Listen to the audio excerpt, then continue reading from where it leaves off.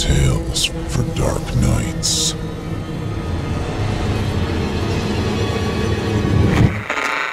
Want to make sure you never miss a Chilling Tales for Dark Nights video again? Be sure to subscribe and hit that bell to turn on notifications. The following program is a production of Chilling Entertainment and the creative team at Chilling Tales for Dark Nights, and a proud member of the Simply Scary Podcasts Network. Visit simplyscarypodcast.com to learn more about this and our other weekly storytelling programs, and become a patron today to show your support and get instant access to our extensive archive of downloadable ad-free tales of terror. Thank you for listening, and enjoy the show. The darkness has found you.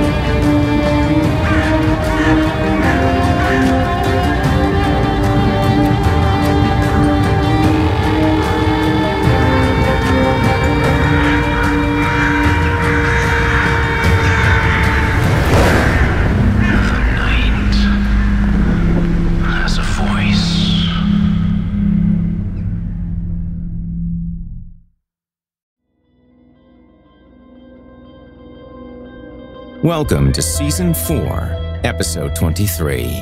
I'm your host, Jason Hill, and we are hurtling towards the end of Season 4. All limbs intact, presumably. All teeth accounted for, I hope.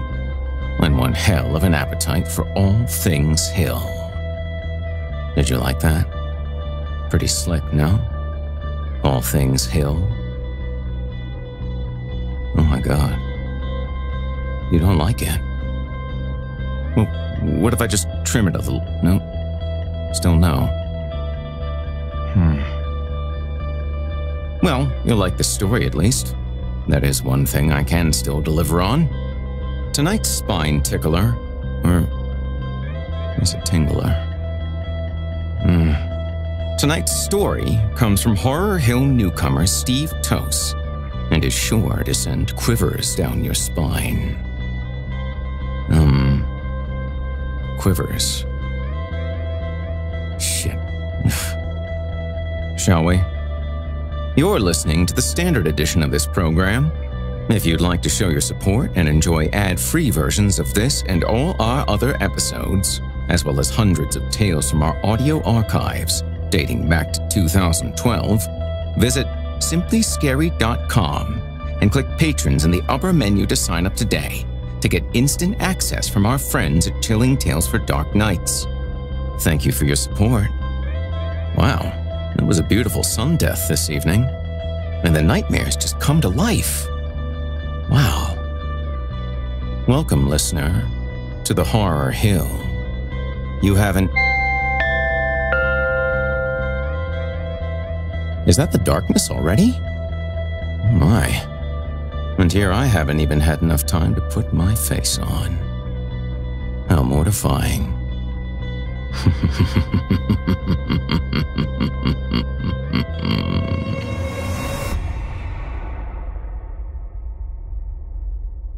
And now, without further ado, from author Steve Toase, I give you The Jaws of Ouroboros.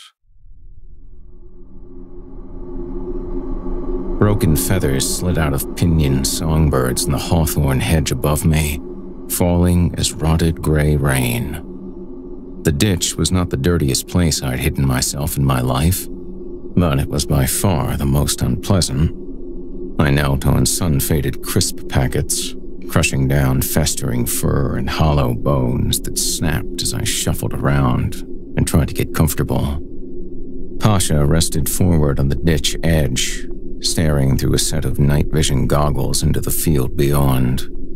Grains of silt and clay clods smeared across his cheeks as they forced their way past, dragged upward and out of sight.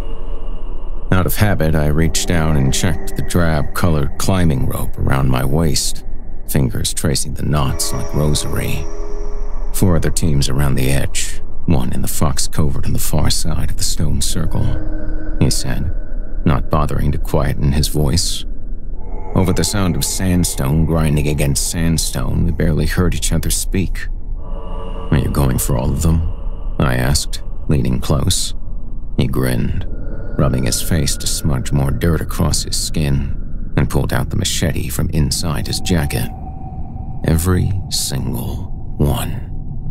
He pushed himself out of the back of the hedge, using his rope to help him gain a solid footing on the convulsing soil. The standing stones had always been teeth. We did not see the jaws until they started chewing the earth from under our feet and tires. From underneath our towns, all across the country, the landscape was eating itself. The topsoil itself digested. If you stilled yourself and watched the fields for long enough, it seemed the plow furrows themselves were being torn from the land. Branches, hay bales, empty fertilizer sacks, old farm machinery, and dead sheep. Anything too immobile to resist the gnawing of the stone circles was ground to paste and swallowed down hollow, echoing throats. Some of the masticated substance leaked out, pressed between millstone grit incisors to dry on the exposed sun-beaten rock. White ambergris was the popular name. For those brave enough to risk their lives collecting it from between the crushing orthostats, it was worth a lot of money. We could feed a family for months, much more than whale vomit. Our client's taste, however, was a bit richer. Pasha knew his work. I did not hear him slicing through the safety ropes of the rival collectors, fibers unwrapping like severed tendons as they were set free from the security of the horizontal tethers. He just slit the throats of the anchormen minding the ropes in the undergrowth and tipped their unresisting bodies out onto the plow furrows. It wasn't that I had a particular problem with killing, or that Pasha was better at taking lives. If necessary, I could be as efficient as him. The other part of the job freaked him out. The collection. Me? Oh, I didn't mind getting up close to the crushing stones as they consumed the fields in which they stood. Maybe it was the relentless hunger that unnerved him. Too close to home, saw too much of himself in the continuous grinding of those stone teeth.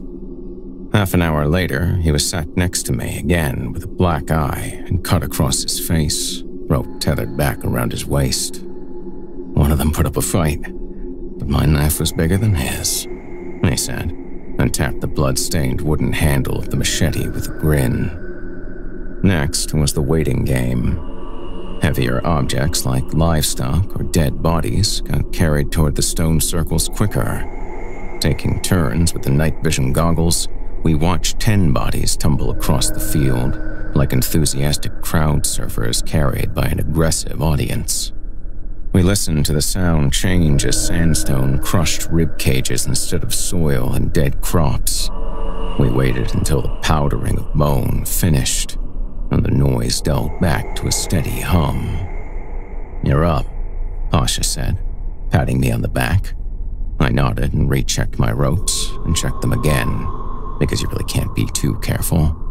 I watched him roll a cigarette and light it, coal end glowing in the scratching twilight of the hedge, wondering, not for the first time, why I trusted him. Money. Money was the reason I trusted him. Money was the reason why I let such a cutthroat watch my back. Without me, he got nothing. I could have just let the tide of shifting dirt carry me to the stones, but that was uncontrolled and slow. Instead, I dragged myself on all fours, using some of the momentum of the field to push off with each foot. Getting there was the easy bit.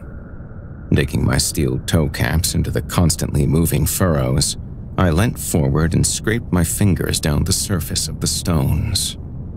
White ambergris felt like congealed fat, peppered with splinters and grains of soil. I pushed my fingers deep into the paste, trying not to gag at the smell. I'd only smelt it in 2 other places: abattoirs and battlefields. A mixture of fermented grass and warm, clotting blood. Bone splinters stuck to my skin. This was what we wanted. I opened the first canvas bag and wiped the mixture inside. Working my way around the outside of the circle, the danger was the rope snagging between the orthostats and severing, leaving nothing to drag myself to safety. Every couple of feet I checked the knots, checked the tension, and moved on to the next gap, trying not to think what might lie inside that stone mouth. What might be at the bottom of the throat? In the early days, they tried sending men down, experienced cavers. Then, when they did not come back, they tried drones. There were rumors that the operators never recovered from what they saw on their monitors. I tried not to listen to rumors. They slowed you down. In an hour, I'd worked my way around one side, back to the center, then around the other. 2 full bags across my back, 2 more tied to the rope. Getting out was like walking up a down escalator. Several times I felt myself losing momentum. Several times I felt sure the churn of dirt would drag me like Pasha's victims between the stones. But over the next hour, I made my way back to the hedge, landing exhausted in the ditch. "How much?" Pasha said, turning on a torch and letting the beam scud across the hall. "4 bags. He shook his head. "Doesn't seem much for 10 people, does it?" "Not at all," I said, rested my head back against the branches behind me, and closed my eyes. Even in the dark, the crane-like dragline was too large to comprehend. Over 22 stories tall, it looked as if a small city block had been dropped into the field. The boom stretched above overgrown hedges, immobile like a gallows pole.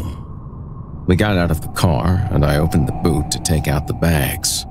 Pasha locked up, not that there was anyone around to steal the thing. The air smelt of silicone grease and human sweat. "That's just showing off," Pasha said, sounding more impressed than he meant to at the scale of the vast excavator. He grabbed 2 of the bags and I went to open the field gate. Each crosspiece had row upon row of small mammals nailed to it. "Ugh, what are those?" Pasha said, the note of disgust in his voice unexpected from a person who slit throats for petty change. I knelt down for a closer look. Moles. Dozens of dead moles. I reached out and touched one, my finger brushing the desiccated skin of its paws. I wondered how many had ended up milled between the teeth of animated stone circles. Maybe these were the lucky ones. All but the smallest draglines walked on feet, and this was one of the largest, balanced on hydraulic pontoons, each the size of a small truck. Few had been converted into private fiefdoms, though. Even this far from any megaliths, the ground rumbled with a constant, unyielding consumption. Maybe a walking fortress the size of a small village was a good idea.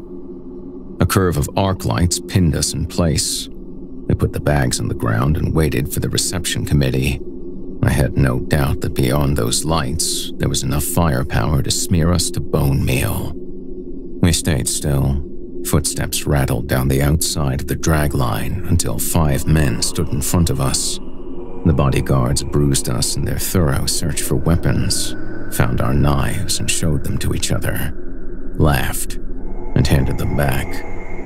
A 6th figure stepped out of the shadows and stretched out his hand. Even by the standard of high-level drug dealers, Papa Yaga was pure evil. And the knowledge he'd personally requested to meet us made me very nervous. You survived in my industry by not being noticed. Mundane and average were the qualities of a long career. We'd been too good, too quickly, and we were now on the private property of one of the most dangerous men in the country. Your team, who have been so successful in harvesting high-quality product for me. He smiled, feldspar glittering in the grayed enamel of his teeth. So he was a user too. He was short, only up to my shoulder, and slender, wearing heavy tweeds, mud-caked expensive hiking boots with a shooting stick and a leather strap across his shoulder. We've been lucky, I said. Pasha normally left the talking to me. Not that he couldn't string a sentence together, he just never knew when to finish, his mouth finding more words than was good for the situation. I preferred to speak with precision, and never for very long. In my experience, luck is something crafted with chisels and hammers. Your acquisition has been too good to be pure luck, Papa Yaga said. He walked forward and rested a hand on Pasha's arm, his other on mine. Let us walk to my office and inspect your latest crop. I expected us to go inside the dragline, and when his men turned in the direction of the boom, I felt sure we were going to get powdered into the plow soil. He felt me tense. Don't be so nervous all the time. You two are my golden egg-laying geese, my prize sows, my show-winning heifers. I have no intention of disposing of you just when you're making me so much money. The mucking of the dragline was vast. We waited while one of Papa Yaga's men found a torch and led us inside. The sheer scale started to sink in. The bucket was big enough to hold a large boardroom table, several bookcases and filing cabinets. The walls left bare metal, stained with rust and rain. One of Papa Yaga's men wrenched down a heavy set of roller doors. We each pulled a chair up to the table, and somewhere out of sight a generator started. Above us, lights flickered like swallows. I glanced around the room. Cobbles and dirt accreted to the corners of the uppermost corners, making it more cave-like than industrial. Grains of soil shuddered loose with the dance of the generator, rattling and bouncing against the steel floor. Any questions before we start? Papa Yaga said, sitting down opposite and folding his arms. What's with the moles? Pasha said. I looked down at my hands and prayed to the gods that might still notice me. Moles? Papa Yaga tensed. Behind him, two of his bodyguards reached under their donkey jackets. He means the gate. The skin's nailed to the field gate, I said, glancing over at Pasha. He was oblivious, staring up at the lights. Oh, those, Papa Yaga said, laughing. He leaned across the table.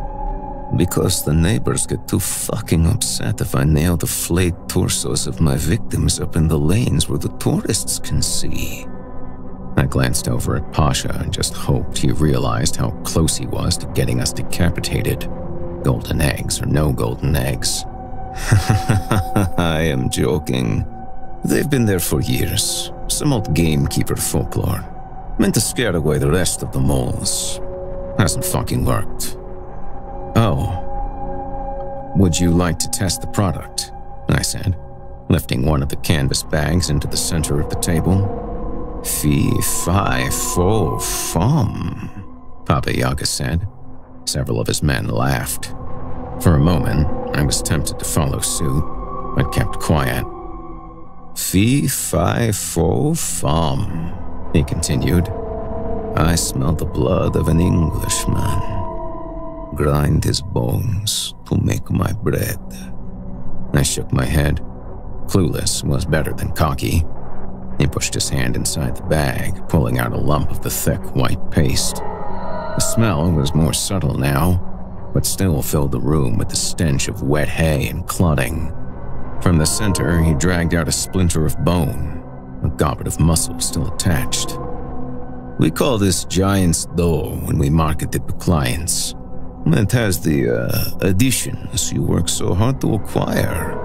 My little joke. Dipping the bone back into the bag, he came up with a strand of dirty white giant's dough, placed it in his mouth, and with the tip of his tongue, rubbed it into his gums.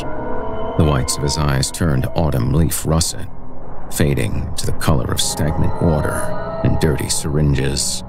infected wounds and seeping sores. I'd never watched anyone use normal white ambergris, never mind the stuff we collected.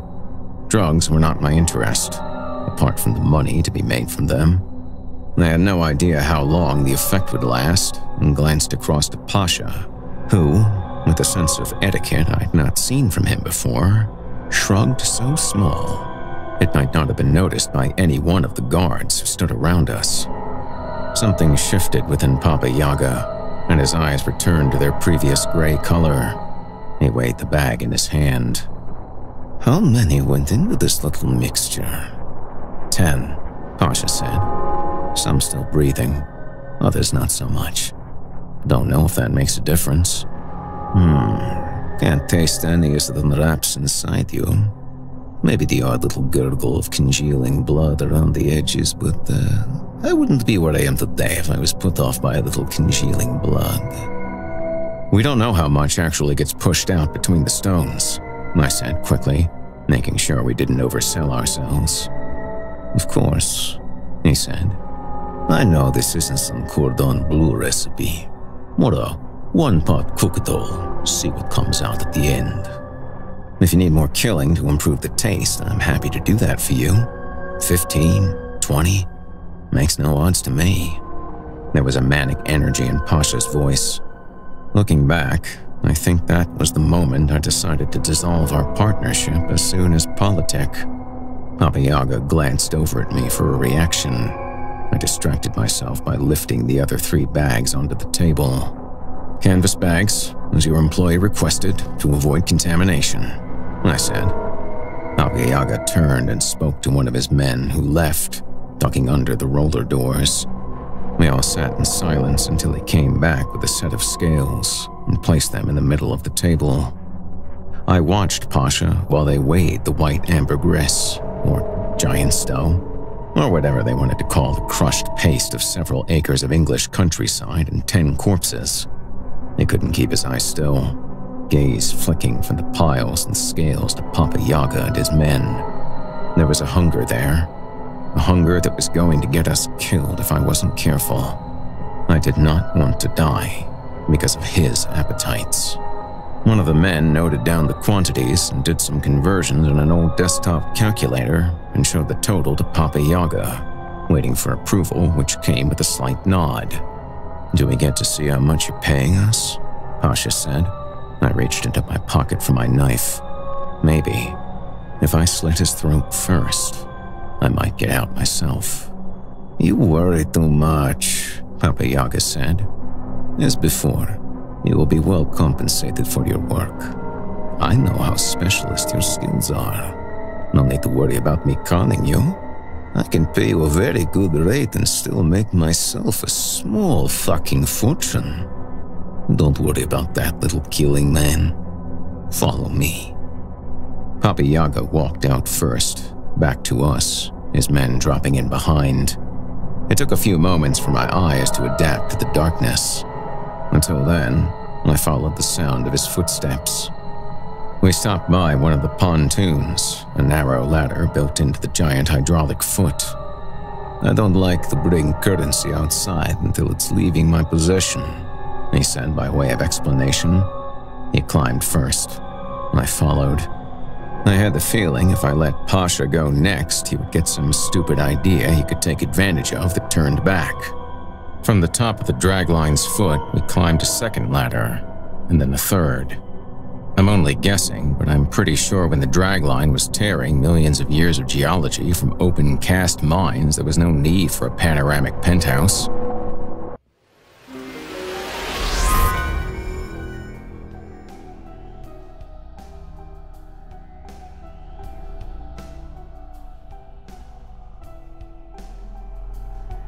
This episode of Horror Hill is proudly brought to you by BetterHelp. Let's face it, it's a fairly wicked world out there. Sometimes you can see the wickedness, or hear it, or sometimes with particularly odious wickedness, you can smell it as well. But for much of it, we really can't perceive it at all. Can't put our finger on it, can't identify its point of origin. But it's there. It's bouncing off walls, traveling through wood, hanging in the air like a fog. And even though it's invisible and cannot be interacted with on a sensory or physical level, it's interacting with us, facilitating feelings like depression and anxiety, tightening the grip of grief or heartbreak. Maybe wickedness is the wrong word for it. We could go with bad vibes, dark energy, a fundamental imbalance in the state of all things. Once again, doesn't really matter what you call it. What is important is how much it's interfering with your happiness or preventing you from achieving your goals. Now, this ill energy, you can't really do much about it. It's always been there. It'll always be there, waxing and waning. What you can change, however, is how you internalize it, because it's all about coping skills, healthy and unhealthy. And if you feel like your coping skills are failing, or they have become thoroughly unhealthy, well, then you need help. You need BetterHelp. BetterHelp is the online professional counseling service that's never far, because it comes to you.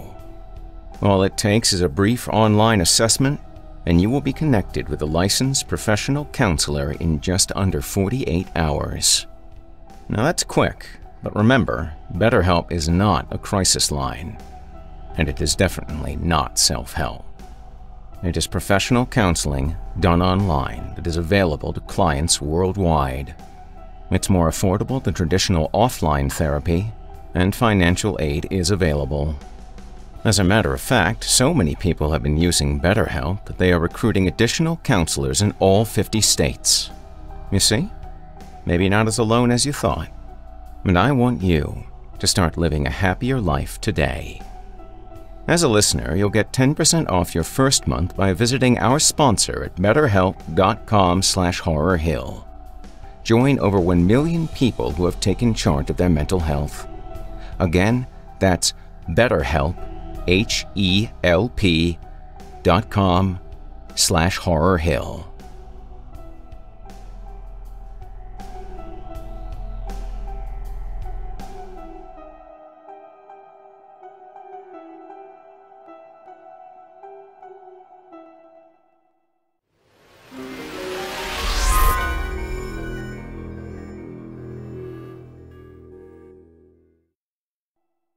In the center was a small lounge. What wasn't covered in leather was coated in chrome. 2 young, half-naked models, one male, one female, draped over a white leather sofa the size of a family car. "Please, take a seat," Baba Yaga said. He nodded to one of his men, who returned a few minutes later with a hold-all. I glanced at the top. Stacks of 500 euro notes bulged against the open zip. I caught Pasha's eye and got a gut feeling he was going to say something. I shook my head and hoped no one else noticed. Beside me, one of the models smirked. "That all looks fine," I said.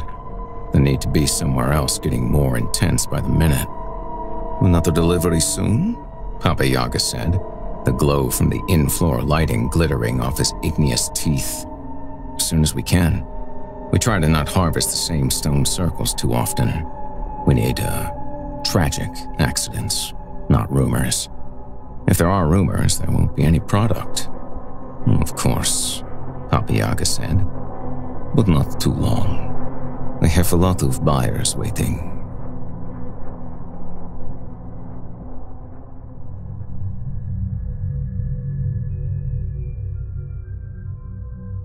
I spent 3 more nights with Pasha, on the edges of stone circles consuming the land while he severed throats and ropes. 3 seemed like a good number to put distance between the audience at the drag line, while still getting out before Pasha got me killed.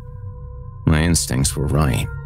Each time we went out, he got more erratic, more unpredictable. I could tell his attention was elsewhere. If I'd have known where, I'd have let the stones take him.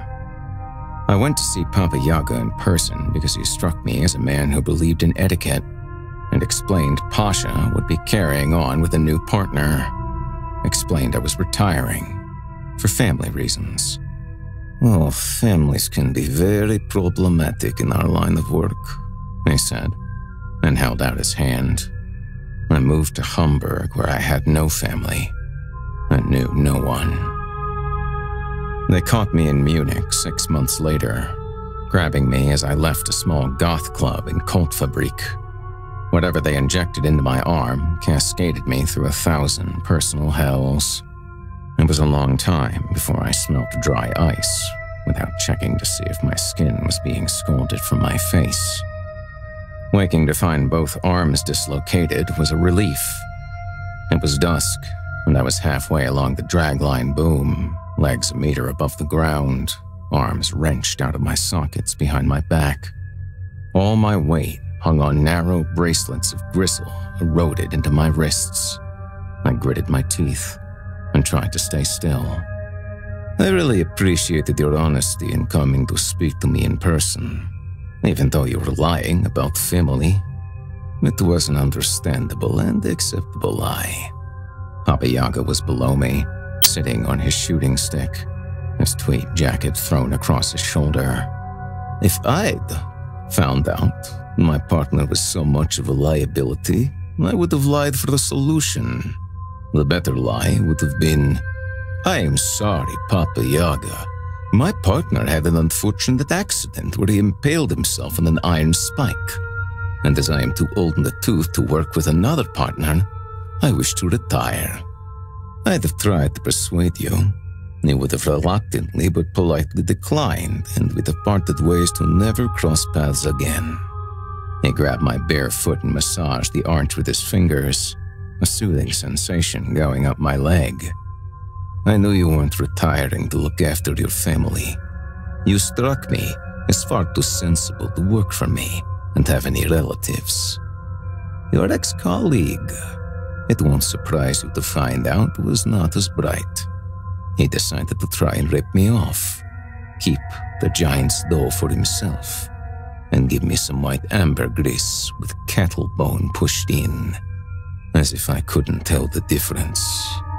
We caught this partner, some junky amateur, and flayed the blistered skin from him over several days. Pasha must have got wind and run. We had to pick up some cousin he stupidly visited a couple of months ago. The cousin didn't know anything." Using my bare foot, Papa Yaga slowly spun me around until I faced the main body of the dragline. The figure was pinioned just below the pelvis, steel cable on one side, pulley wheel on the other. Precision placed to prolong life. The early evening light was too faded to make out too many details. Even over the sound of my own torn tendons, I heard the whimpering. "It is rare this day I have a reason to fire up this old darling. I felt finding your ex-colleague's cousin justified the cost in electricity." The dragline came alive. Vibrations from the engine sent tears further into my tendons. I screamed despite myself. Above me, steel cable rattled against metal guides, then started to move. The cousin was dragged further into the crush of the pulley, hoist ropes resisting the blockage.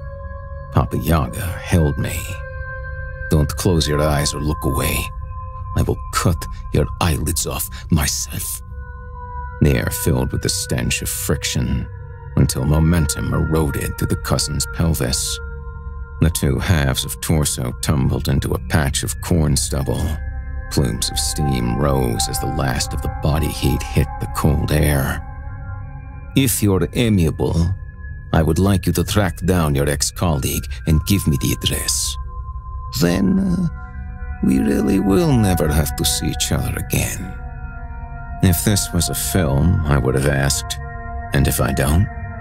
He'd have tortured me in increasingly inventive ways. It wasn't a film, and I had every intention of doing this last bit of dirty work for Papa Yaga. It wasn't like I had any lasting loyalty to Pasha. Over the next few hours, they gave me a few more scars just to make sure I understood my place in the plan.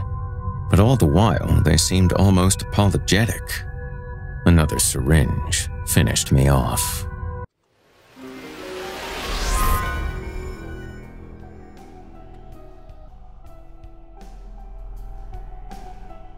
This episode of Horror Hill is proudly brought to you by Chime. You come here to be frightened, do you not? Had a little taste of fear, did you? Found it sweet? I bet you did. You know what really scares me, though? Overdraft fees. Oh God. Oh God. Even putting those words together in one sentence is scary. Ah!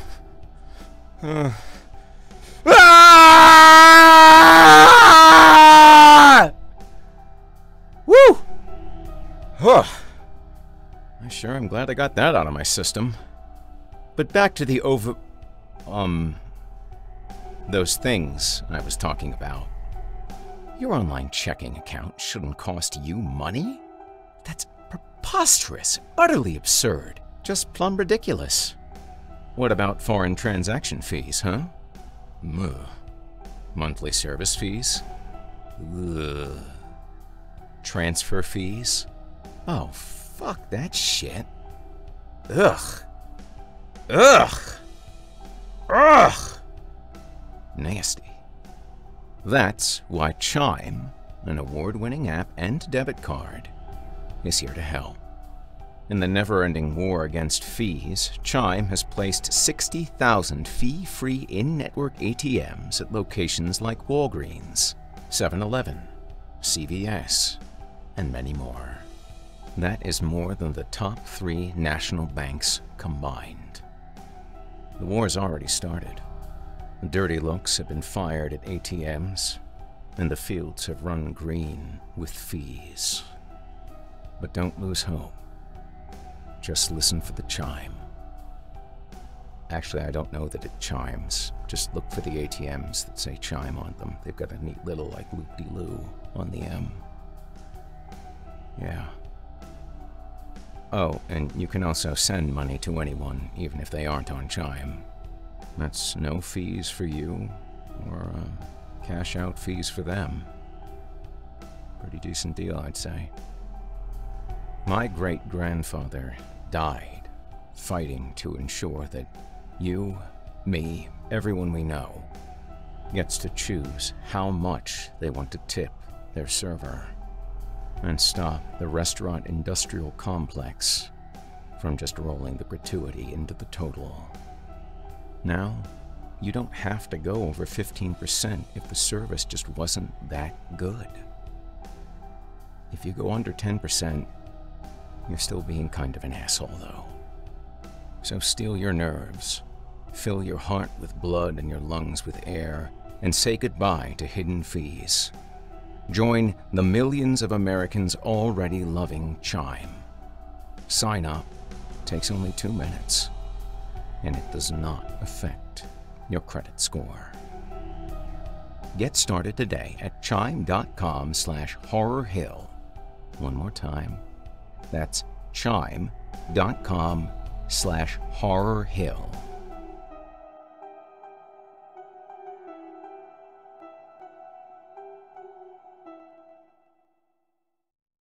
Banking services provided by and debit card issued by the Bancorp Bank or Stride Bank, N.A., members FDIC.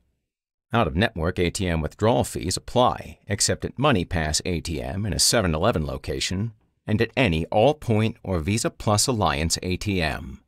Other fees, such as third-party and cash deposit fees, may apply.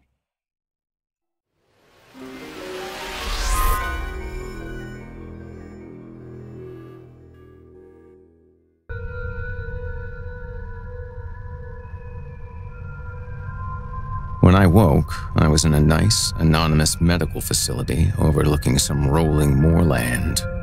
I was sure the purple heather was dancing, and I couldn't help wondering where the nearest stone circle was, or how long it would be before the walls would be crushed to splinters between the orthostat's molars. I don't know what worried me more, Papa Yaga suspending me until my shoulders tore out of their sockets, or paying for the best healthcare money could buy to catch me up before I did his hunting for him. I lost track of how many days I spent in that private room. At some nod from the consultant, I was dressed in my own clothes, bundled into a van, and dumped into the nearest town. A mobile phone in my pocket, with a single phone number in the contacts. Addicts are creatures of habit, goes with the territory. Around other people, Pasha was always too keen to impress to give any truths away. The truth was too mundane. He gave up trying with me a long time ago, and it slipped into his natural accent several times without realizing, specific enough to identify his hometown, if you paid attention. Other occasions he talked about a club night here, or a landmark there, enough detail to confirm my suspicions. The town was small, and too many people knew each other's business for Pasha's whereabouts to stay hidden for long. He'd splashed around stolen cash to try and find a hiding place, and I splashed around my own to find him. The squat was on the edge of town, a large house, insides gutted by fire, recent enough for the stonework to be blackened with soot, and the air still thick enough with ash to stick in my throat. The people living there didn't notice. They didn't notice me. They didn't notice what week it was. A bit of bad air wasn't going to bother them. I found Pasha in the basement. Seeing his silhouette, I thought he was praying, knelt in the far corner away from the worst of the leaking pipes dripping verdigris water into stinking pools on the stone flags. The damp made my wrists ache, and I rubbed the still raw skin to ease the pain. I thought about saying his name, but he was always faster than me. We were far beyond trust and loyalty now. At first, I thought the noise was a wasp nest in the room somewhere, the sound of constant chewing and tearing. I stilled my breath and listened. The grinding sounded too familiar. A memory of dead songbirds and decaying rubbish came back. I turned on the torch. I don't know how much giant stone Pasha had used. From the look of him, I guessed we were talking kilos. All his teeth had turned to stone, erupted vertically from his upturned face, and started grinding against each other. His skin was split by needle-thin rips. Inch by inch, fat and capillaries were dragged over the tiny menhirs and ground to paste. Around his neck, wet muscle fibers were exposed, stretched taut as they too were dragged upward to be crushed and gnawed. I shone the beam of light into Pasha's face. His eyes were open, staring straight up at the ceiling. Feldspar glittered in his pupils. Clear gelatin seeped over his mineralized jaws and down his torn cheeks. Wrapping my jacket around my hand, I rolled up Pasha's trouser leg. Underneath all the dried blood, it was impossible to tell where his ankle ended and the flagstones began. I dialed the number and waited for the call to connect.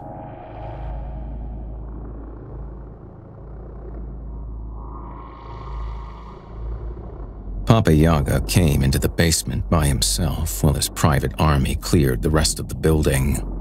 I stood up from where I'd sat, waiting on the damp steps. "Aren't you worried it was a trap?" He just smiled, and even in the dark I saw his teeth glitter. "What is he?" I took him over into the corner and turned the torch on Pasha, the chewing loud enough to drown out the sound of leaking pipes and footsteps on the floor above. He ran a finger over Pasha's face, collected a nail full of pale gel, and rubbed it into his gums. Reaching out, he steadied himself against the wall. A woman came down the stairs, a chainsaw in her gloved hands. "You okay, Papa?" she said, looking at me and placing the saw on the basement floor. "I'm fine. You won't need that. Call our land agent and have him buy this building. When you've done that, bring our guests from the holding cells. As many as you think this place can hold." He paused and nodded toward the stairs. Bring down those individuals you found in the rest of the house. Let's give them a purpose in life. Also, bring our entire stock of giant dough down here. Everything is already on contract and packaged to go out, she said, still looking at me, uncomfortable having this conversation in front of a witness. I knew I was uncomfortable being a witness to them having this conversation. Take some samples of the white ambergris dribbling from that traitorous fuck in the corner and get them out to our clients in the hour. First, though, make sure we have the deeds to this building. The woman nodded and picked up the saw, leaving me alone in the cellar with Papa Yaga and the constant sound of stone teeth grinding skin to paste. I'm sure you knew you weren't getting out of this room alive, Papa Yaga said, reaching out to take my hands in his. They felt warm and soft. Expensive.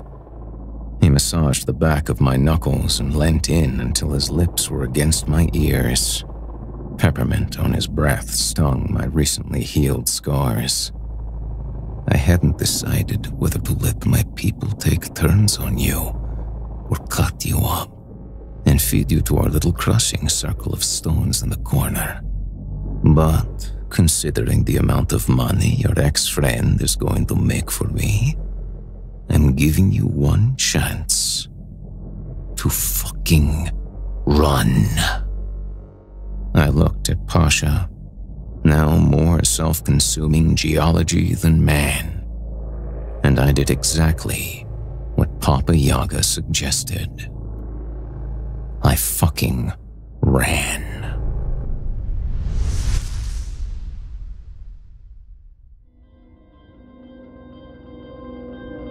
You've been listening to The Jaws of Ouroboros by author Steve Toase. Steve Toase lives in Munich, Germany.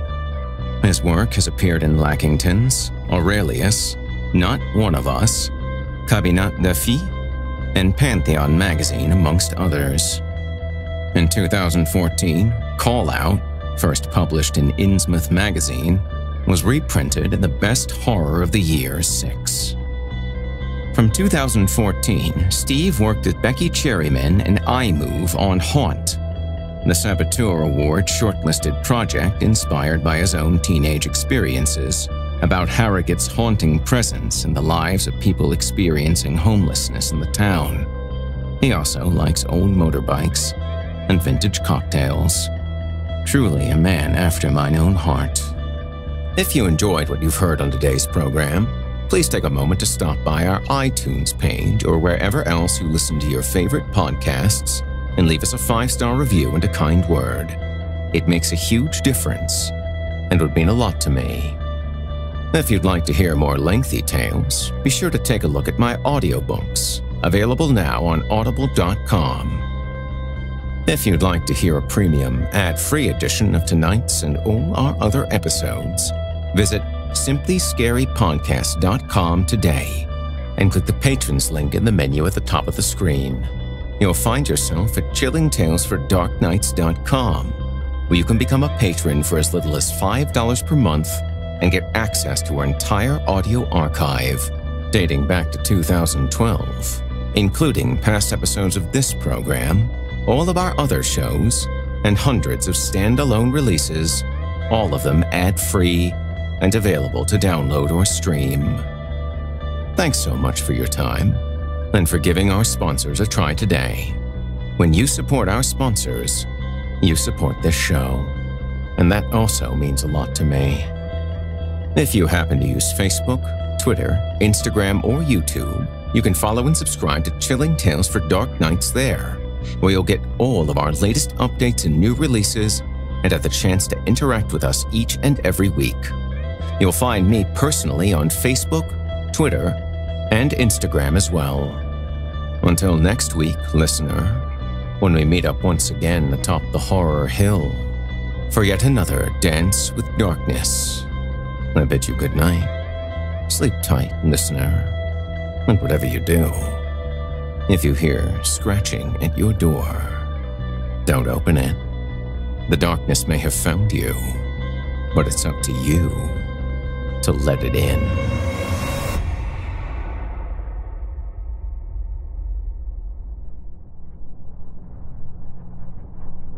You've been listening to Horror Hill, a production of Chilling Entertainment and the creative team at Chilling Tales for Dark Nights, as well as a proud member of the Simply Scary Podcast Network.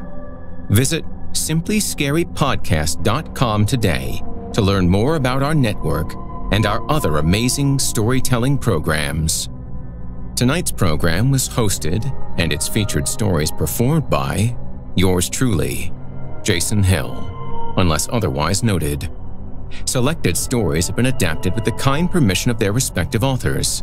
Sound design, original music, and final mixing and mastering provided by Felipe Ojeda under the guidance of executive producer and director Craig Groshek. The program's logo was created by Craig Groshek, and this week's artwork provided by Omega Black, unless otherwise noted. Got a scary tale of your own that you'd like performed? I take submissions. Email it to me today at horrorhill@simplyscarypodcast.com to have your terrifying tome considered for production in a future episode of the show. If you enjoyed what you've heard on tonight's program and are joining us on your favorite podcast app, subscribe to us to be sure you never miss an episode, and leave us a 5-star review and a comment. Your feedback means a lot to me. You can also follow Chilling Tales for Dark Nights and Horror Hill on Facebook to connect anytime and get the latest updates. If you're listening on the Chilling Tales for Dark Nights YouTube channel, do us a favor and hit the subscribe button and the bell notification icon to get more spooky tales from me and the crew, and another episode of this program each and every week. And don't forget to hit that thumbs up button to tell us how we're doing, and leave a kind word or a request. If you can never get enough spooky stories and can't wait until next week for more, and haven't already, be sure to check out Chilling Tales for Dark Nights on YouTube for hundreds of free audio horror stories, including more performances from yours truly, and consider supporting us by becoming a patron at chillingtalesfordarknights.com. In addition to helping us out, you'll get exclusive access to our audio archive and ad-free downloads of all your favorite stories, including those you've heard on this program. As for me, I'll be back next week with more frightening fiction to haunt your dreams. Until next time, I'm Jason Hill, and you've been listening to the Horror Hill Podcast. Good evening, and sweet dreams. Chilling Tales for Dark Nights.